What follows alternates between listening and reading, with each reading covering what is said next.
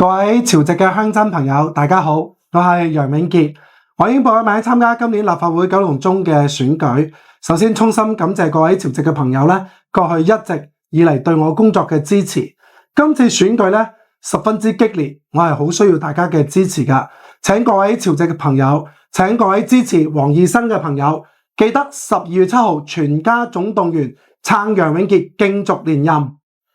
各位潮籍嘅朋友們，大家好，我係黃義生。過去楊永傑積極支持鄉團活動，日深父母地區，表現有目共睹，絕對值得大家送禮與支持。